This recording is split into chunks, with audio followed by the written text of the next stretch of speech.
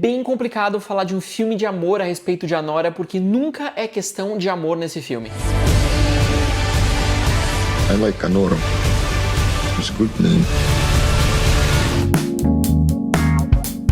Oi, eu sou Bruno Carmelo e hoje eu venho falar sobre o filme Anora, do Sean Baker, que é o grande vencedor da Palma de Ouro no Festival de Cannes 2024. Antes, não se esquece de seguir o canal do Me Amargo aqui em cima e ativar as notificações para não perder nenhum vídeo novo. Na trama, uma prostituta, a Anora, se casa com um adolescente russo milionário, mas é óbvio que a família dele não fica nada contente com isso e voa para os Estados Unidos para anular o matrimônio. Isso que eu contei a respeito do encontro, casamento e anulação ocupa 2 horas e 20 de história, é toda a trama. A gente pode pensar, bom, talvez então a Nora seja muito detalhado na construção da personagem principal. A gente pode entender exatamente por que ela foi trabalhar naquele lugar, qual é a relação dela com a prostituição, quais são os melhores amigos, relação com a família, por que ela não gosta de ser chamada de Anora e prefere ser chamada de Annie. Mas o Sean Baker não está interessado em nada disso. Ele é um diretor que foge a qualquer forma de psicologismo, de sentimentos ambíguos, de subentendidos. Ele só quer aquilo que ele possa filmar, que esteja visível no corpo, na voz das pessoas. Ele prioriza cenas de briga, de choro, de riso, de catarse, de transa. Então Anora, estritamente falando, seria um filme de ação. Mas então o que preenche as imagens e os sons? O que vai ocupar esse tempo inteiro, já que a gente não vai conhecer tão bem assim a Anora? Ora, esse é um longa-metragem muito interessado em processos. Alguns diretores querem transmitir uma ideia, quando eles acham que ela já foi compreendida, eles passam adiante. Mas o Sean Baker quer que o espectador se junte aos personagens e perceba o tempo, a duração de cada um desses processos. Não basta apenas dizer que a heroína encontra o Ivan numa balada e eles passam a noite juntos, é preciso mostrar o começo dessa conversa, como eles vão para casa,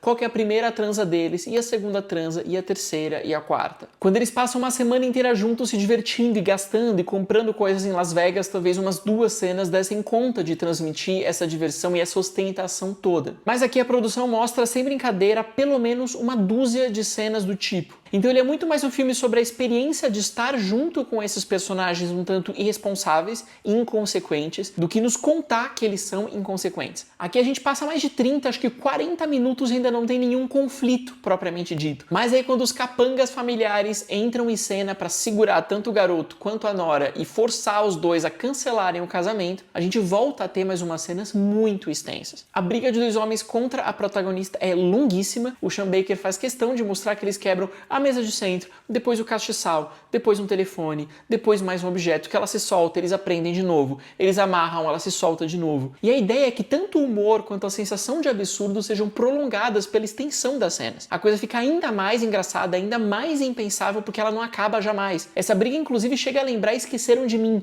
quando a gente tem 2 homens muito fortes, invasores de uma casa, tendo que brigar contra uma pessoa tida inicialmente como frágil ou indefesa. E depois, quando o garoto foge e vão procurá-los por vários pontos da cidade, a gente vai ter o quê? Uma procura lugar por lugar, comércio por comércio. Por isso a gente se aproxima do tempo real, parece que a gente passa as horas, os minutos lado a lado dessas pessoas, junto com eles, e também traz a sensação de um cinema que não é utilitarista. Ele não mostra só aquilo que é estritamente necessário, ele tem muitas dezenas de cenários ricamente decorados, com objetos, com personagens coadjuvantes, apenas para segundos de passagem. Nesse sentido, ele é uma produção, ele é um conceito de cinema muito raro hoje em dia. Isso também inclui a demonstração de várias danças eróticas da Nora e várias cenas de sexo envolvendo a personagem principal, que é muito bem interpretada pela Mike Madison. Se as pessoas já piraram com um pouquinho de nudez em Pobres Criaturas, se elas estão ficando enlouquecidas com mais um pouquinho de nudez em A Substância, aqui a gente tem várias cenas de sexo de fato, bastante nudez da personagem, tem muitos enquadramentos próximos ali do meio das pernas da atriz. O diretor parte desse princípio que ele não precisaria mostrar para ser compreendido, mas se a gente está falando de uma mulher para quem o sexo é parte do dia a dia, então é preciso sim transformar essas danças e performances do corpo em um processo. Então, se existe algo que funciona muito bem nessas desventuras em série, é a crônica de uma cultura russa vivendo nos Estados Unidos. Muitos filmes mergulham na comunidade italiana nos Estados Unidos, na comunidade chinesa nos Estados Unidos, mas raros se dedicam tanto ao dia a dia dos comércios, das baladas, das pessoas russas vivendo em terra norte-americana. Para isso, apesar de ser uma comédia que sim recorre a várias caricaturas da cultura russa, também existem nuances e diferenças entre os homens retratados. Entre os capangas existe, por exemplo, um que é muito atrapalhado e muito ruim no que faz, este um outro que poderia ser eficaz caso ele quisesse, mas ele não tem a menor intenção de machucar a protagonista. E é este personagem talvez o melhor de todos os russos ou de todos os homens no filme, que é interpretado pelo Yura Borisov, como uma espécie de brutamontes de coração gentil. Mas na minha opinião, o verdadeiro problema aqui tem sido enxergar e vender esse filme como uma grande história de amor. O próprio trailer força comparações com Uma Linda Mulher e Cinderela, e em momento nenhum aqui a gente tem personagens apaixonados, nem o garoto, nem a nora. Para ele é muito bom você ter uma prostituta, uma mulher linda, disponível para ele para transar e para se divertir durante uma semana inteira, e para ela, óbvio, é conveniente poder comprar tudo o que ela quer, se esbaldar em festas e mansões. Isso tá muito claro para os dois lados, ninguém tá abusando ou enganando o outro. Esse é um laço de conveniência para ambas as partes, mas enquanto relacionamento afetivo é algo muito precário e muito frágil. É ainda mais difícil ele ser vendido como uma grande história de amor, porque esse é um filme que tem muitos momentos de sequestro da mulher, abuso físico dela,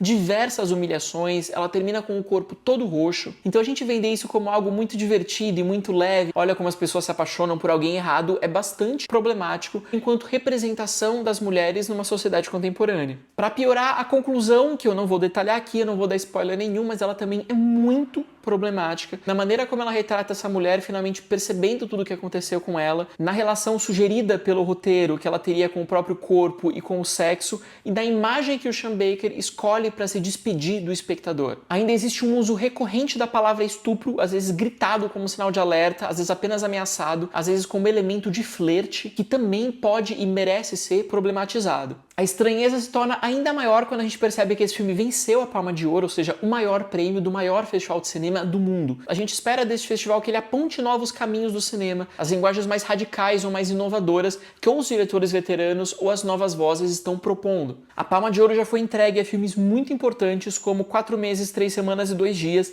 Elefante, Dançando no Escuro, Gosto de Cereja, Pulp Fiction, Paris, Texas, Apocalipse Now, Taxi Driver, A Doce Vida, apenas para citar alguns. Mas para mim, a Nora não tá nem perto de nenhum desses filmes citados. Ele lembra muito mais umas experiências recentes de dinamismo cinematográfico levado à enésima potência até você obter uma forma de prazer do caos. Se tem um filme que me parece muito semelhante a Nora é o Joias Brutas, dos irmãos Safdie, onde você também tinha um personagem imerso numa grande bagunça de circunstâncias, ações, sons, conflitos e uma câmera acompanhando onde quer que ele fosse. Mesmo dentro da filmografia do Sean Baker, o Anora é um tanto excepcional. Se a gente pensa em Projeto Flórida, por exemplo, talvez um dos filmes mais conhecidos e mais queridos que ele fez até hoje, a gente tinha uma história que era muito carinhosa, muito terna, que se preocupava muito com os personagens. A gente não tem nada disso no caso da Nora, e talvez ele pudesse ser mais comparado com a bagunça voluntária e assumida do Tangerine, que também era sobre pessoas brigando contra o sistema, mas no caso do Tangerine a gente tinha um filme feito com um telefone celular, onde a precariedade das cenas e dos personagens tinha tudo a ver com a linguagem, a estética proposta com aquele celular. Já em Anora a gente tem provavelmente o filme mais caro, mais endinheirado da carreira do cineasta, que está trabalhando com um grande estúdio, Estúdios Universal. Então quando a gente fala da espontaneidade de filmar uma briga ou de filmar uma cena de sexo, nada disso parece muito arriscado ou muito inovador dentro de uma estrutura com tantos planos, tantas possibilidades de iluminação e de movimentação de câmera. E se não é apenas um filme sobre o luxo da vida dos russos, ele também é um filme luxuoso,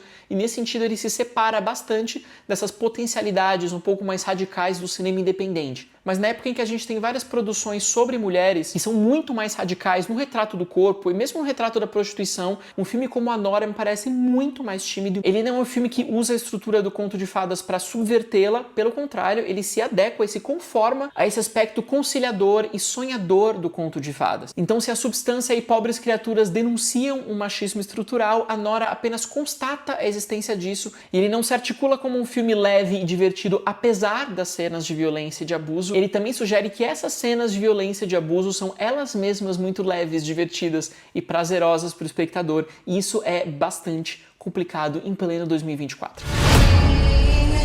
É isso, eu fico por aqui hoje. Me diz se viu ou vai ver a Nora, coloca aqui teus comentários, siga o canal do Me Amargo aqui em cima, ativa as notificações, também me acompanha nas redes sociais, @meioamargocine, e no site meioamargo.com, onde tem novos textos publicados diariamente. Até a próxima!